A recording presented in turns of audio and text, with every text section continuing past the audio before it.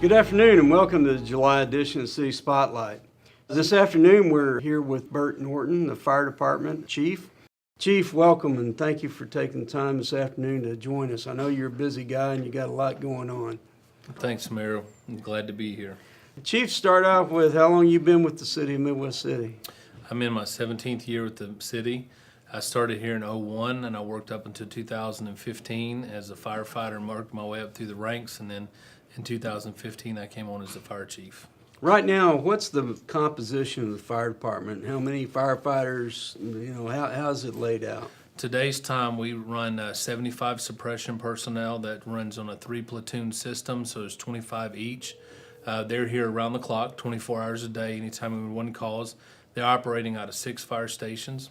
We currently have 1 ladder in service, and we run 5 engines. We have 4 people in the inspection, fire prevention bureau, if you will, and their job is to work from Monday through Friday, and they go and inspect all the businesses, make sure they're got code and compliance and it's not any fire hazards laying around, to make those places safe for our citizens to shop. And as well, they reach about 2,500 school-age children that range from kindergarten up until 2nd grade, and we get fire prevention education to them to make their homes safer. About how many fire calls we run a year? We run about actual working fire calls. We'll have about 20 or so calls a year, but we run 6,800 calls for fire EMS. Probably 78% of what we do is on the medical side, first aid calls. Anytime anyone calls for an ambulance, we're going to be there to help mitigate the problem and take care of what's there. I'll tell you, a lot of the inquiries that I get in my office is that we run so many EMS runs. Can you talk about that and explain the need, why we have to have that truck there? Sure. Well, the fire departments can be based in a couple different ways. You can be a fully paid fire department. You can be a combination department that has a blend of paid or volunteers, and you can be just straight volunteer.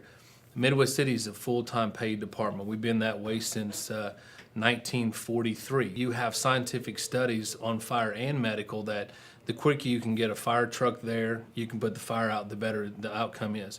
The ambulance side is the same way. If you have someone having stroke, heart attack, even have severe bleeding, if you can get someone to render first aid to those, they have a better outcome for the person in need, whatever the need may be. Sometimes we're there 2 to 3 minutes before the ambulance gets there, and that's just because of their location and ours to the call. And when it comes down to people that are in cardiac arrest, the data shows that within the first 10 minutes, if basic life support's not supported or started, you have irreversible brain damage and other side effects that come from there. So the EMT portion is a huge, huge thing for us. Let's talk about some of the most recent events. We've completed the ESCI study. How does that study going to impact our operations in the fire department? Right, so the study came out with 68 key recommendations.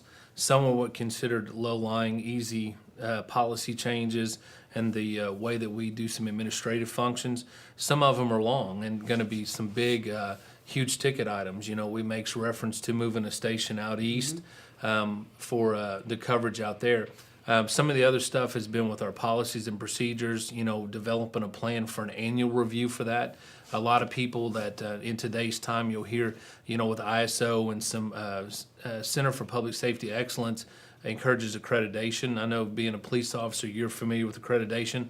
Accreditation had pushed you into that deal, that keeping your policies and procedures up to date and current with the times, and we haven't had a process that was formally to do that. So we've been able to work and divide those committees up. It's still a work in progress. They're still getting the grassroots of even updating a vision statement and a mission statement. We've had one forever, but the fire chief that I know of right now, that the oldest one around is Chief Charlie Bryce. That may be the mission statement from when he was fire chief, or even a young firefighter here, because he started in the 40s back here. So we're going to develop, give Midwest City Fire Department a fresh look and just visit some things that's not going to change the services we provide, but may change the way in which we get to those services. You alluded to ISO, and of course that's a huge issue. I mean, we're the first fire department in the state to obtain that goal, and it's been a huge benefit to our business community and some benefit to our residential community. Kind of tell us how that ISO and the ESCI study kind of meshed together. ISO, the thing about it, it's an insurance rating, and it's mainly based on fire.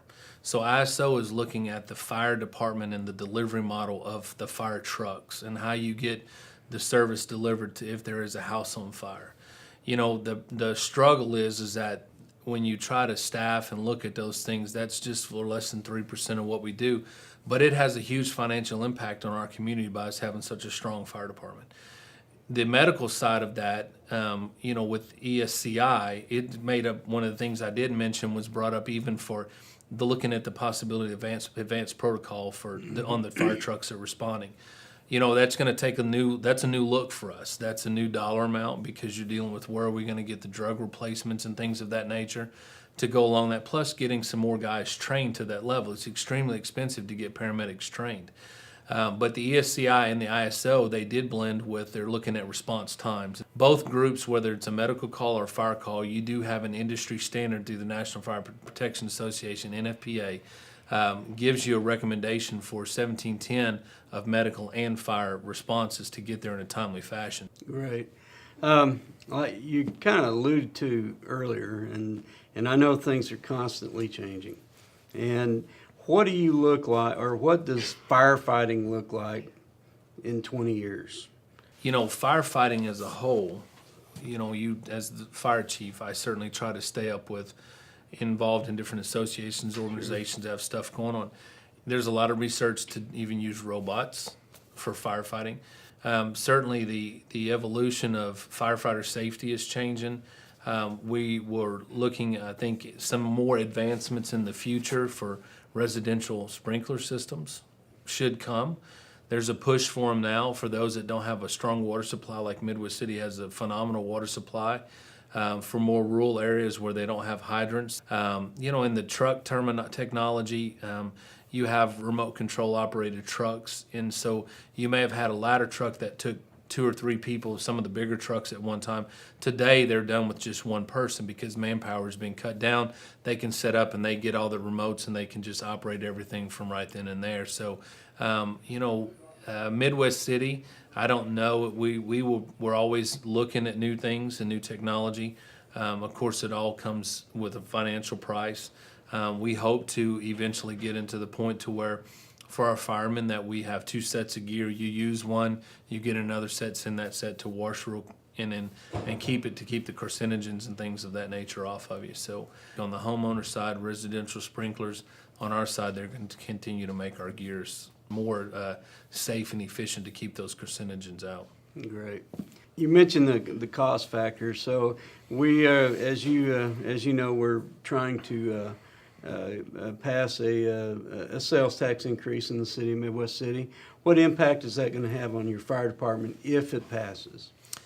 If the sales tax passes, it's going to be huge for us. It's going to allow us some overtime staffing to be able to send guys for training.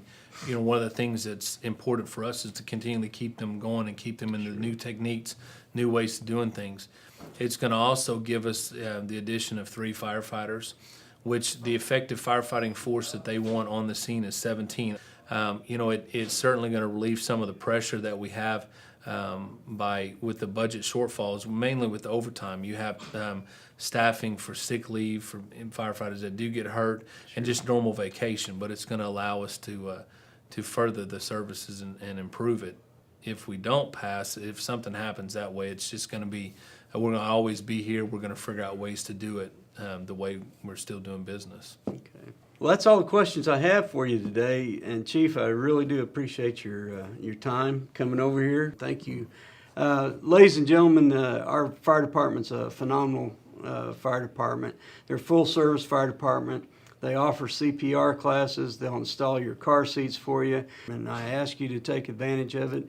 And if you have any questions, please don't hesitate to call the fire department. Thank you for being with us today, and have a good day.